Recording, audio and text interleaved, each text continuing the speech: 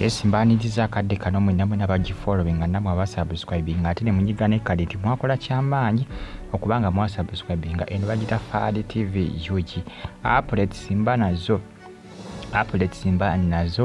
each and every single day. Kyolina okukola kimu kyokka kyokka kunfollowinga ate osubscribinga onyige ne kadi. Amunange information etambula eraga nti follow figure agobeddwa ge mawulire agakagwawo ku Salt TV.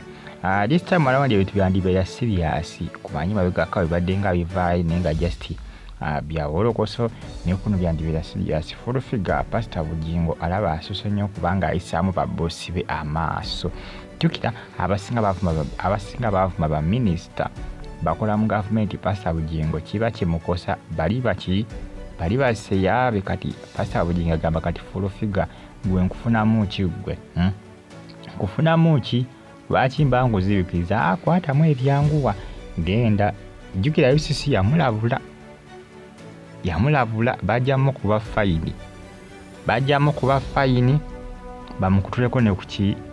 bamukutuleko ne ku mpewo. Waliwo UCC kyeyagamba kyetwala bakiyita batya ye maama, waliwo kyetwala so yawoninga n'amativi agakuba ennyimba ez'obuwemula kuba nkirabidde ekintu ekyo.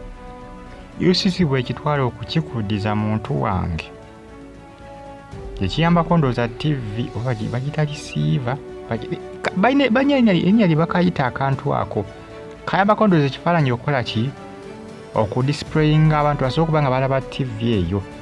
Akantu ako ketwala TV oba emenya amateeka. Kati Pastor Bugingo bamugamba weetereze n'omuntu wo mugobe bw'otamugube nagamba masito okubanga avuma abantu tujja katwala akantu ako. Jjukira abantu nabagamba nti ebisesi nga TV we zigibwako ku mpewo zikosebwa nnyo ate zifiirwa nnyo. N'abandyagadde okujja okulanga ku TV tebayita kalango.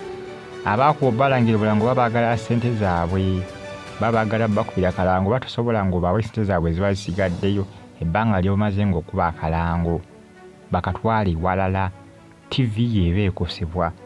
Pastor Bugingo alabika ndowooza agambe tajja kubirinda ebyo. Era fulufika temumwewunya ku lunaku olw'okwosa ekya ku Mande obutabeera ku ki pulogulamu ya kumakya. Temumwewuunya. Pastor Bugingo alabika yakoze eki? Alabika yabikoye. Fulufika avuma abantu ku TV okwo, avuma abantu, awemula abantu. Pastor Bugingo zagambe sijja kumala kulinda kukola ki? Sijja kumala kulinda UCC kujja kutwala gundi yange nnyabo. Yakoze eki? Yamwekutuddeko nga bukyalaba n'amweggyako n'amukola ki? N'amuta n'amugoba. Era nga information etambula ge mawulire agakagwawo mawulire agakagwawo ge n'akafuna. Mbasaba nti mwongere okubanga munfollowinga temujja kubanga mwejjusa. Updates simba nazo each and every single day. Kyolina okukola kikimu kyokka kyokka kunfollowinga. Abali mu Iraq, Baghdad, Saudi Arabia, Kibuga Riyadh, abali mu Qatar, mu Doha, abali Uganda mu Kampala, full figure kandi banga kaweddemu this time around. Ebintu byakuvuma mikwano gya Bugingo abali mu gavumenti amanyo bayisaamu awo eggaali. Bugingo agamba tonvumira mikwano gyange ndeka tonvumira mikwano gyange yesuse tukena okuggalawo TV yange olw'okubanga gwe nabagamba nti full figure azenga akola ku TV enjawulo naye nga bamugoba lwa mpisa mbi nakuvuma abantu. Ate alina emize TV gwe mugoba nga atandika ogiyisaamu amaaso n'okugiyisaamu eggaali.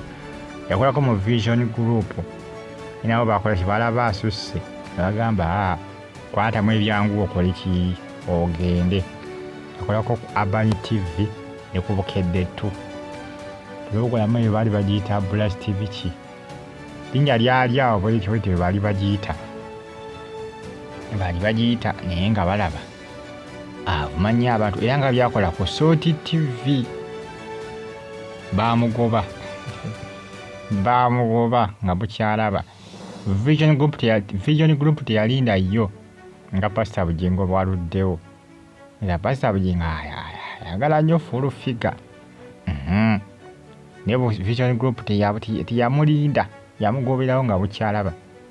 Mbaya bulungi, mweraba.